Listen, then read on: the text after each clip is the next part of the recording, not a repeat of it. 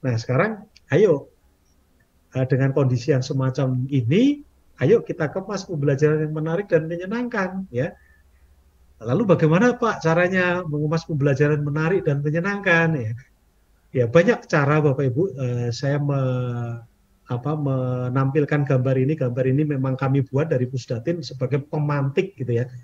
Ketika pandemi kemarin, ya, ketika pembelajaran banyak dilakukan secara daring, kami mencoba memberikan sebuah pancingan kepada masyarakat pendidikan bahwa ini loh kita bisa melakukan banyak hal, ya. Yang pertama kita bisa memanfaatkan yang namanya learning management system, ya. Kalau Bapak Ibu uh, tahu fiturnya Google, ya pasti pakai Classroom kan gitu ya, Google Classroom, atau pakai Moodle. Sekolahnya banyak sekolah-sekolah ya yang pernah saya kunjungi. Pak, saya sudah punya Moodle, Pak. Saya sudah punya LMS sendiri, Pak. Kami terapkan di sekolah, Pak. Pak, kami beli LMS, Pak, dari merek ini, Pak, untuk pembelajaran di sekolah. Ya, it's okay, enggak masalah. Ya, artinya kalau itu bisa membuat pembelajaran menjadi lebih menarik dan menyenangkan, kenapa tidak, gitu ya. Ya, jadi kita bisa menggunakan LMS ya, yang ada maupun LMS yang gratisan atau yang memang dibeli gitu ya oleh sekolah. Lalu kemudian kita juga bisa memanfaatkan media sosial, Bapak Ibu. Nah, ini yang menarik sekali tentunya ya. Eh, Salah satu inovasi yang kemarin saya terapkan di Pusdiklat di Kementerian Agama dan cukup berhasil dan mendapatkan respon yang sangat luar biasa. Sampai sekarang peserta diklat dari Kemenak itu masih komunikasi aktif dengan saya, Pak. Saya sudah membuat inovasi ini, Pak, lanjutan dari yang disampaikan Bapak. Jadi saya jadi senang gitu ya, karena media sosial ternyata sangat-sangat dahsyat untuk bisa digunakan membuat pembelajaran yang lebih menarik dan menyenangkan ya. Bisa dibayangkan Bapak Ibu waktu beberapa tahun yang lalu ya, sudah cukup lama ya, di tahun 2000 berapa ya, sebelum 2015 ya ke bawah ya. Saya sudah menerapkan kelas melalui Facebook, Bapak Ibu. Ya, ketika saya ngajar di UNES waktu itu di Universitas Negeri Semarang. Jadi dulu saya dosen di teknologi pembelajaran, teknologi pendidikan ya. Facebook itu saya gunakan menjadi ini komunikasi ya, untuk rombongan belajar yang saya ampuh gitu ya. Jadi grupnya private tentunya, uh, anggotanya adalah semua mahasiswa saya. Di sana saya bisa upload video, bisa upload PDF, saya bisa upload media-media pembelajaran atau link dan lain sebagainya.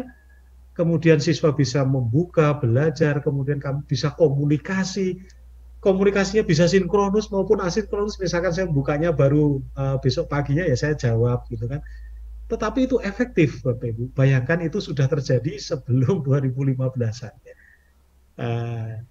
Bagaimana media sosial itu digunakan untuk pembelajaran. Tetapi sekarang, ya Bapak Ibu bisa menggunakan TikTok, bayangin, ya, untuk menyampaikan bagaimana simple present tense, simple past tense dengan TikTok, dengan kita live gitu ya, kemudian kita shoot sendiri diri kita, kemudian kita tinggal menggerakkan tangan kita, di sana ada tulisan yang muncul dan lain sebagainya, itu di TikTok, dan siswa kita membuka kapan saja bisa. Oh, ternyata belajar lebih asik ya dengan guruku gitu kan ya.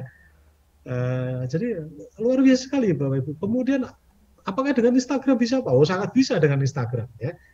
Sama seperti Facebook. Kemudian apakah dengan yang lainnya bisa Pak? Kalau yang lagi ini saya yang sering saya bagikan melalui Telegram tentunya. Meskipun sekarang WhatsApp juga bisa ya, tetapi di Telegram memang masih lebih ini sih, lebih lengkap gitu ya. Bagaimana mengemas pembelajaran yang komunikatif ya, itu juga ada ya. Bagaimana kita bisa mengemas soal-soalnya dan lain sebagainya. Itu kalau menggunakan media sosial Bapak Ibu. Lalu bagaimana kalau kita menggunakan model-model pembelajaran inovatif ya, guru-guru yang mungkin menerapkan flip classroom ya, pembelajarannya sekarang kita balik, tidak penyampaian materi dulu tapi kita beri kasus dulu, kita beri penugasan dulu, kita berikan mereka, anak-anak kita itu membuat resume dan menelusuri pemecahan masalahnya. Kemudian setelah itu baru kita sama-sama kumpul, kemudian kita bisa memberikan pencerahan dan lain sebagainya, dan itu bisa menggunakan berbagai strategi tentunya, bisa strategi memanfaatkan teknologi, memanfaatkan alam dan lain sebagainya, dan itu sangat-sangat menarik Bapak Ibu. Nah, lalu bagaimana supaya kita bisa mengemas pembelajaran menarik dan menyenangkan ya? Ini ada beberapa contoh yang saya berikan. Misalkan ini ya, memanfaatkan Telegram misalkan ya. Ya, di Telegram ini saya sering menggunakan Telegram bot ya, saya bikin bot sendiri, di mana kelas saya ini biasanya saya gunakan untuk pelatihan-pelatihan Bapak Ibu ya, karena di Telegram itu kan biasanya hanya untuk alat komunikasi saja, tetapi sebetulnya ketika kita membuat bot tersendiri, kemudian kita jadikan admin di grup kita, maka mesin bot ini akan aktif di grup kita, di grup pelatihan saya tentunya ketika saya coba ya. Kemudian saya di sana juga menampilkan bagaimana soal-soal, kemudian informasi-informasi, kemudian bagaimana daftar hadir, daftar materi, dan lain sebagainya, itu berupa menu-menu yang tinggal diklik aja dia akan tayang dan akan tampil dan bisa diakses gitu ya. Jadi saya pikir ini sangat-sangat luar biasa sekali. Kemudian next, ya ini bisa menggunakan LMS ya, menggunakan LMS itu bisa menggunakan Classroom atau menggunakan LMS yang lainnya ya. Nah, ini yang sudah saya singgung tadi. Kemudian bagaimana di dalam pembelajaran kreatif dan inovatif, kita juga bisa membuat bahan ajar ya. Jadi ketika kita sudah membuat strateginya, kita juga menyiapkan perangkat ajarnya. Misalkan sekarang ini ketika kita menggunakan akun Belajar ID, Canva kita udah premium nih gitu ya. Kita bisa membuat media-media interaktif, kemudian bisa membuat e-komik, bisa membuat motion, bisa membuat infografis, dan itu kita sajikan kepada siswa kita dari beberapa strategi media atau bahan ajar yang kita sampaikan. Siswa tinggal pilih aja, misalkan nih ada keranjang tentang, misalkan saya ngajar matematik misalkan ya, ada keranjang yang bangun ruang.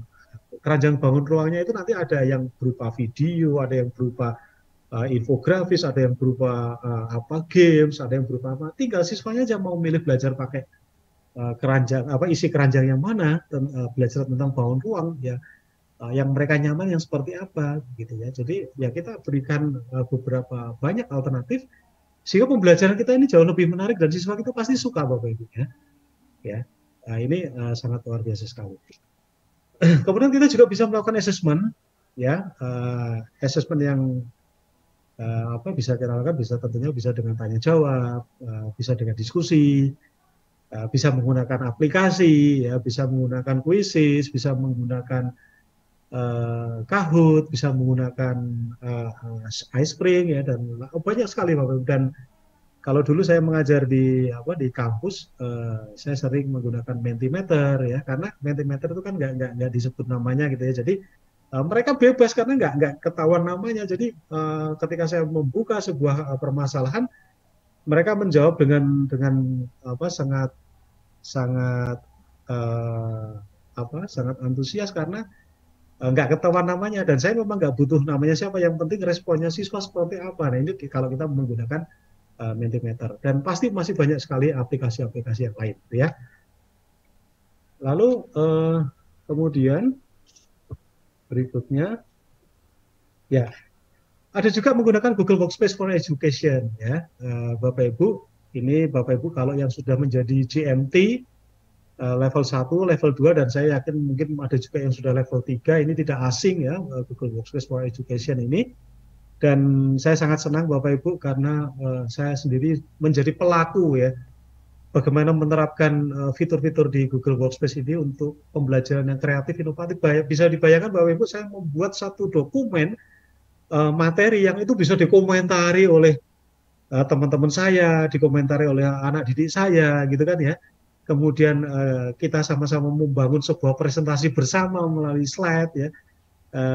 Dan itu sangat-sangat menarik Bapak Ibu. Kemudian saya melakukan assessment menggunakan Gform ya, Google Form. Google Form-nya kemudian saya kemas menjadi sebuah cerita yang berlanjut, tapi sebenarnya itu sebuah assessment. Itu juga saya pikir hal-hal yang semacam inilah yang saya pikir diperlukan oleh anak-anak didik kita di generasi Z Bapak Ibu ya. Jadi kita juga harus mewadahi dan menjembatani dan memberikan apa ya, karya-karya kita tentunya selain strategi, kemudian perangkat ajar, inovasi-inovasi kita untuk membuat pembelajaran menjadi kreatif dan inovatif, khususnya juga di era kurikulum merdeka ini.